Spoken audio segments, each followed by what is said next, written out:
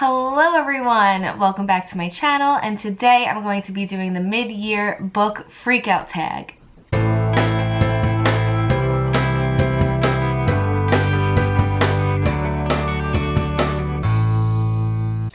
So I've been dying to do this tag since last year. I watched everyone's videos, and by the time my channel was up last year, which I'm coming up around a year on BookTube at the end of July, it kind of wasn't relevant anymore. It wasn't the middle of the year anymore, so I couldn't wait to do this tag this year, and yeah, let's just get into it. The first question is the best book you've read so far in 2019, and for me, that is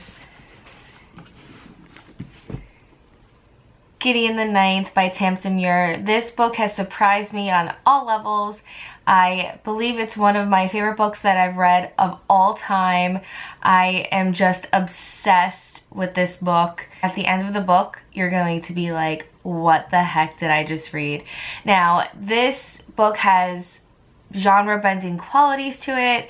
It is a little bit of everything. It's a murder mystery, it's horror, it's fantasy, it's science fiction, it's set in outer space.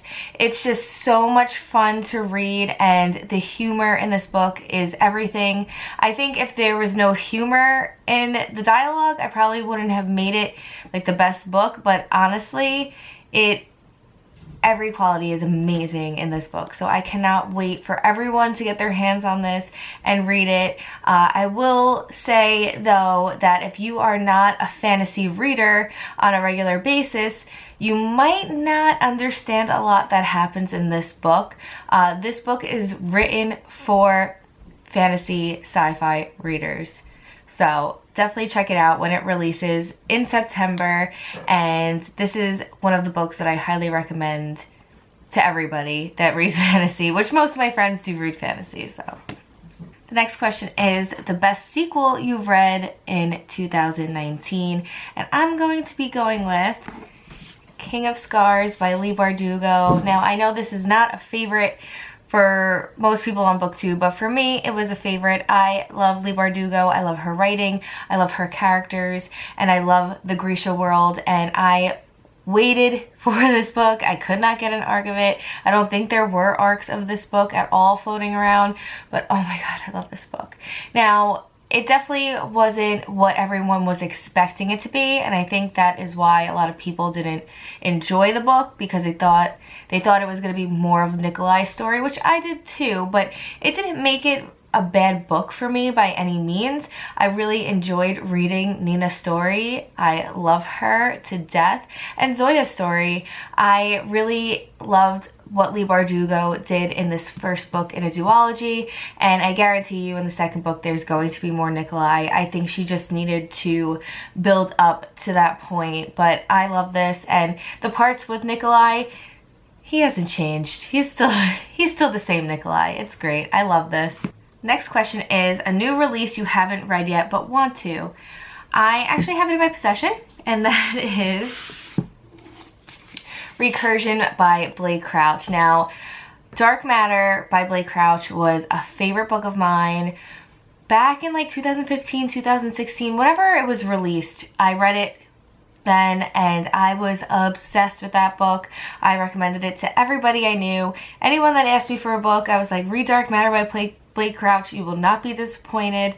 And so I'm hoping that this book has the same feel for me. I know this book has a lot to do about memory and like the power of the mind, so I'm really curious to see how this goes. The first book, Dark Matter, was kind of like a bad Groundhog's Day for the main character, but in many different ways. It was very science driven, so that was really cool, and I love that. So if he's writing more science fiction, I am so down to read it. The next question is most anticipated release for the second half of the year. I have a couple, but I will just give you three main ones that I'm so excited about. The first one is A Starless Sea by Erin Morgenstern. The second one is The Institute by Stephen King, which I believe that's coming out in September. And finally, Ninth House by Leigh Bardugo. I need an arc of that book so bad. I've never felt so strongly about a book in my entire life. From what I understand, Lee has been writing that book for quite some time, and I think she just got caught up with the Grishaverse for a while, and she put that book aside and she finally got to write Ninth House and put it out there. So I think this is going to be an amazing book. She had the time to work on it, and I just need it in my hands ASAP. October is not coming soon enough, and I know for most people it's not coming soon enough. I cannot wait to read that book. I am losing sleep over it. My boyfriend actually, he was really sweet, but Justin thought he could message Leigh Bardugo on Instagram and ask her for an arc, but you can't do that. She did not respond, obviously, but he was like, I messaged the author, and I was like, no, you cannot do that. But, you know, he tried. He's trying. The next question is, what is your biggest disappointment this year? And for me, that was Wicked Saints by Emily A. Duncan. I read the synopsis of this book before I requested an arc for it, and I was like, this is going to be amazing. I love it. I love what it was described to me as, and when I read the book, I was completely confused. I did not like the magic system. I did not like the characters. The characters were not likable whatsoever. And I feel like I read a book and I don't remember anything that I read from that book. So definitely the biggest disappointment for me this year, hands down. And I know a lot of people feel the same way about that book. It's definitely mixed, but a lot of people that have the same reading taste as me have the same view of that book. The next question is, what was your biggest surprise of 2019? And my biggest surprise was No Exit by Taylor Adams. I got this as a book of the month, and I read it for the Whodunit-a-thon that me and my friend Carol hosted back in January, and I couldn't put this book down. I remember laying in my bed and I finished it within like 5 hours. I didn't do anything that day. I ate breakfast in bed.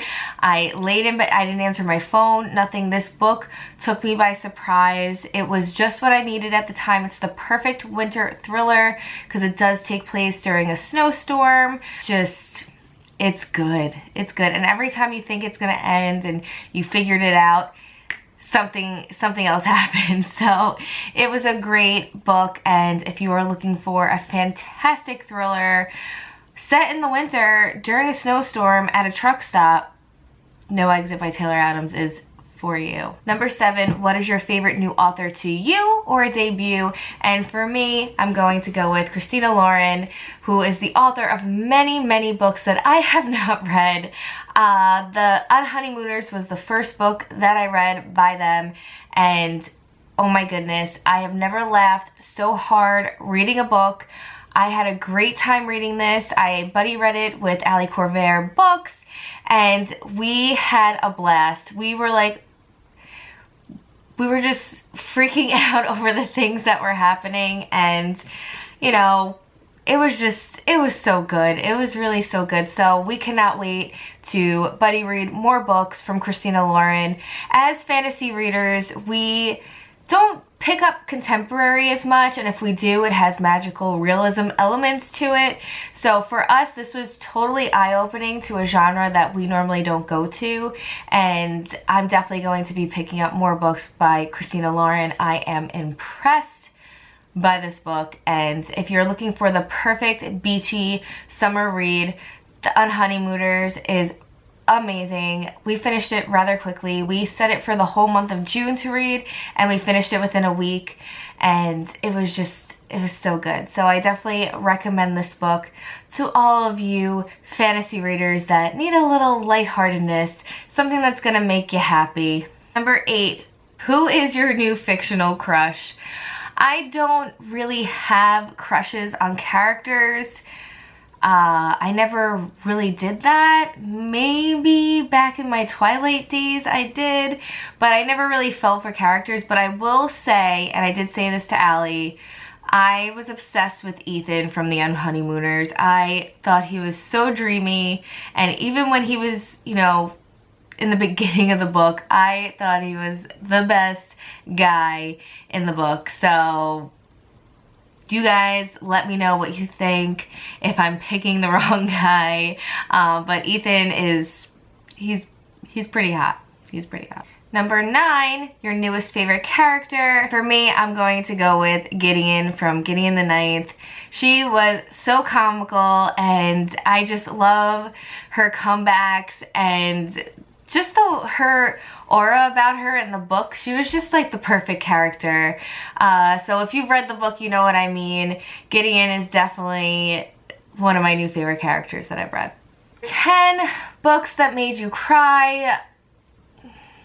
I don't really cry when I read books unless it's like really deep about like really sad deaths and stuff like that, but normally I don't cry.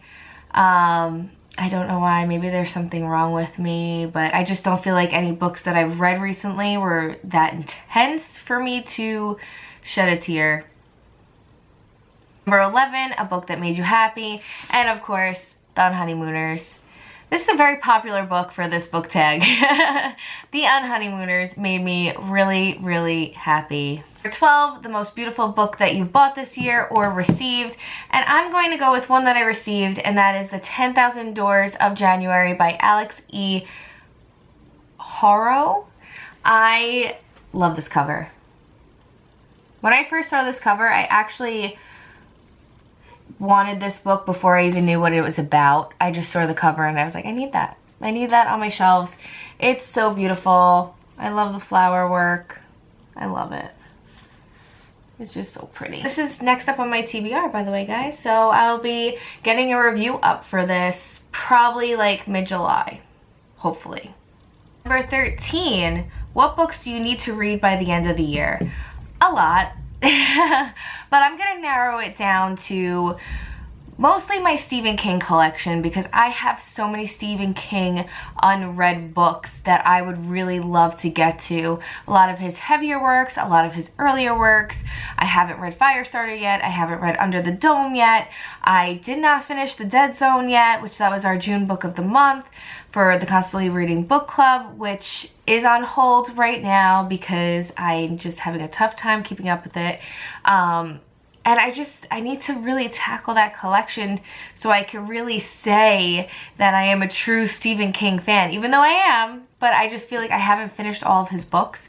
So I want to read more of his books, and that's kind of where I'm at. There are so many books that I need to read. Obviously Ninth House, obviously A Starless Sea. Those are my 2 highly anticipated books that are being released later this year, and I cannot wait for those to come out. But other than that, I haven't been that excited about new releases recently. A lot of new releases that I've picked up I haven't been loving either. So I'm finding this year a time to, yes, read my ARCs, new releases, but also kind of reflect back and think about the books that I wanted to read in years past, TBRs past, that I never got a chance to read, and they're great books, I just never got to read them. So I'm on a book buying ban for the rest of the summer, and I'm going to try to attack everything that I own this summer, because I will have time to read. So that's exciting. And yes, this tag, the Midsummer Freakout tag, yes, it is like one of those times where you're like, oh my god, where'd the year go? I didn't read that many books. I didn't put out that many videos. I haven't done that many pictures on Instagram. Like, where did the time go? And I'm sure most of us can relate to that. So this tag is great for you to do. So if you're feeling that way, it's a great tag to do to kind of reflect back on the books that you read and kind of bring up the books that you want to read and remember, oh my gosh, yes, I wanted to read that book. Totally forgot about it because other things got in the way. So I love this tag, and I will leave the creators' links down below. I will also leave the questions down below for you to do as well. And I think this is a great tag to do every year. I know Kayla from Books and Lala does it every year, so I'm looking forward to doing more of these each and every year that I'm on BookTube. So on that note, thanks for watching, and I'll be talking to you guys soon. Bye!